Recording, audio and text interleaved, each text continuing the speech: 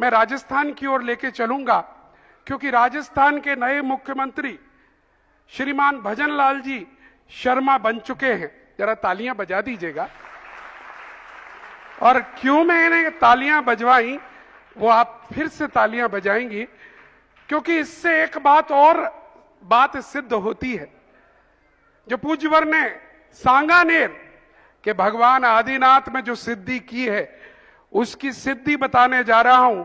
यही भजन लाल जी शर्मा जी जब अपना टिकट लेने के लिए गए, मांगने के लिए गए, तो पहला श्रीफल सांगानेर के बाबा, बड़े बाबा के यहां लगा के गए। ये जीत कर आए, तब पहला श्रीफल सांगानेर में आकर चढ़ाया। और कल जब घोषणा हुई कि इनको मुख्यमंत्री बनाया जा रहा है, बनाया गया है, तब भी उसके बाद सबसे पहले उनका श्रीफल सांगानेर के बाबा पर चढ़ा है। अद्भुत संगी जी की ये सांगानेर जो कहलाता है, अद्भुत अतिशय है।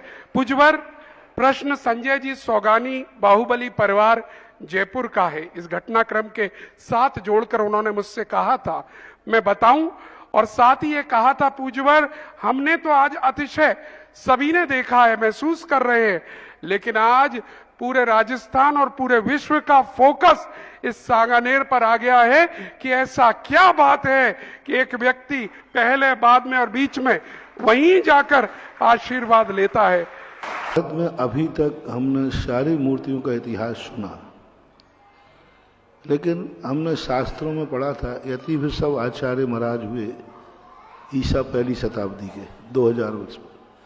उन्होंने दो रूप के, एक इष्ट देव, आराध्य देव और कुल देव, तो इन्हीं भगवानों को जैनी दो रूप में मानता है।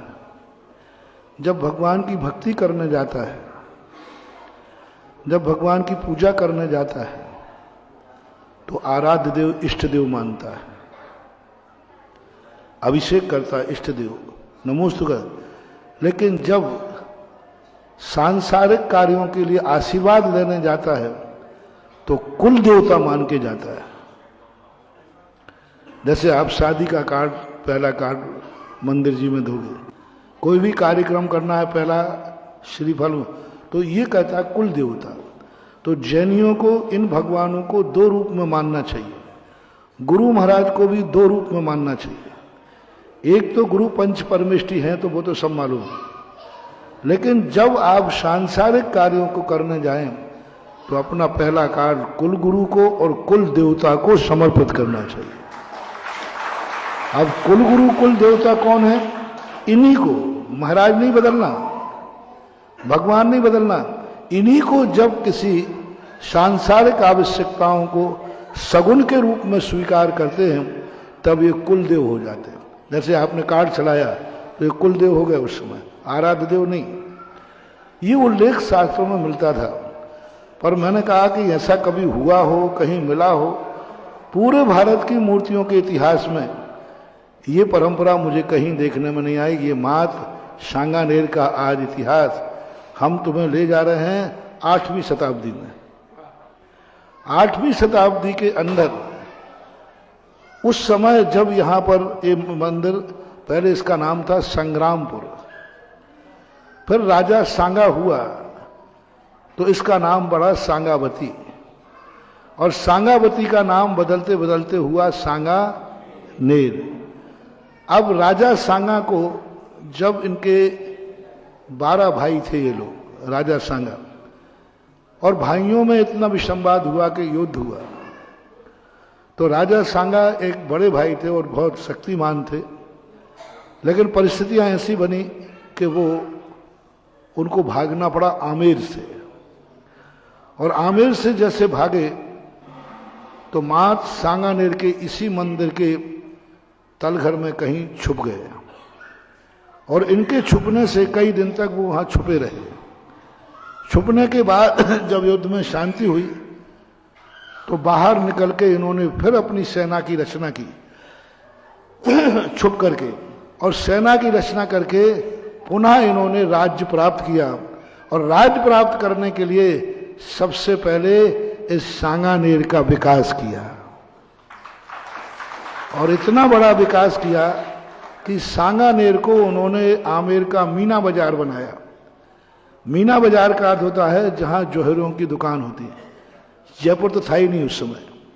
आमेर का मीना बाजार सांगानेर कहलाता था, जहां 700 जैनियों की जौहरी की दुकान थी। 700 जैनी जौहरी बसते थे। ये लिखित में इतिहास है। सरस्वती नदी बहती थी वहां पर, वो नदी का भी उल्लेख है। और उस समय राजा सांगा ने निर्णय किया कि आज के बाद हमारे, क्योंकि वो जैन तो थे नहीं, आदिनाथ को कुल देव माना, और कुल देव की परंपरा उनके थे। उनके घर में कोई भी कार्यक्रम हो, शादी हो, युद्ध को जा रहे हो, नागल हो, कुछ भी कार्य हो, आमेर से पालकी में चांदी का रथ पालकी में रखकर गाजे बाजे के साथ सांगानेर आता था।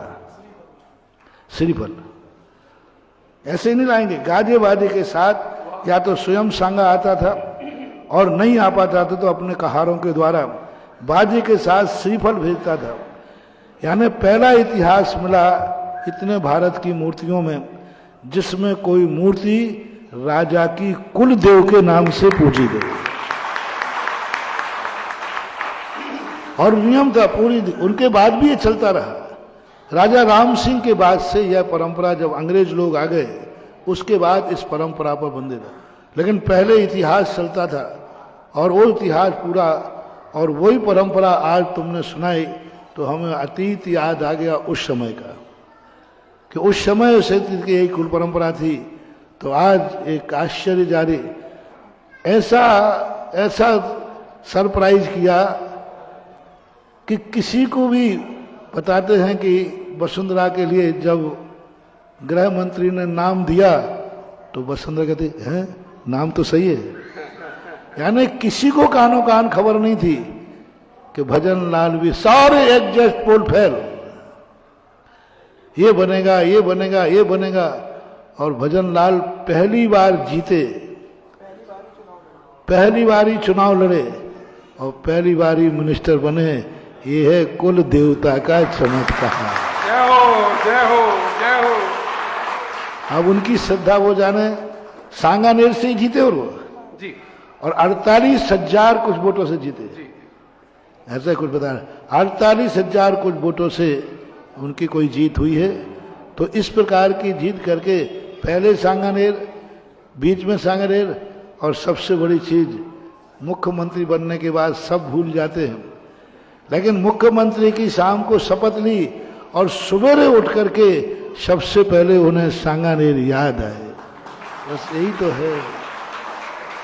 मैं बार बार प्रश्नों में तुमसे कहता हूं, सुबह आप दर्शन को जाते हैं, सुबह आप पूजन को जाते हैं, ये तुम्हारी भक्त की निशानी नहीं है, ये तो तुम्हारी मजबूरी है, क्योंकि तुम चाहते दिन अच्छा निकल जाए, दिन बढ़िया निकल जाए।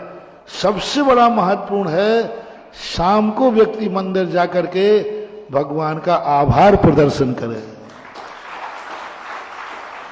आभार खत्म हो रहा है।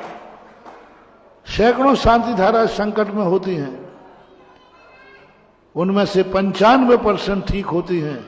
आभार में कितनी होती है?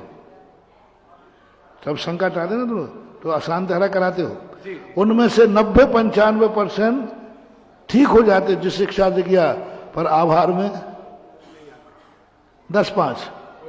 और मैं कहता हूं कि जिनके निमित्त से कार्य हुआ है उनका कितना भी बने, कैसी भी बने, आभार जरूर प्रकट करना चाहिए। आभार का परिणाम ये निकलता है कि भविष्य में वो दुर्घटना लौट के नहीं आती। हमारे यहाँ आभार की बहुत अच्छी परंपरा है, लेकिन आभार का नहीं। वैसे तो तुम खूब आओगे, जाओगे, सब करोगे, श्रीफल चढ़ाओगे, दीपक चढ़ाओगे। महाराज हमारा बेटा अस्पताल में भर्ती है, ये अखंड ज्योति लगे, ठीक हो गया है तो एक दीपक आभार का चढ़ा दो ना। आभार का सबसे बड़ी चीज है। और भजन लाल ने मुख्यमंत्री बनने के बाद भी आभार मानने के लिए आज बाबा के पास गया तो नियम से उसने एक आदर्श परंपरा को निभाया। और ऐसे हाँ, नहीं तो लोग भूल जाते अपना काम हो गया अब क्या जाए, अपना काम बनता भाड़ में जाए जनता। लेकिन उसने याद किया, उसको आशीर्वाद। सांगानेर में रहने वाले, हालांकि मूल वो भरतपुर के हैं, लेकिन सांगानेर रहते हैं और सांगानेर से ही विधायक बने हैं।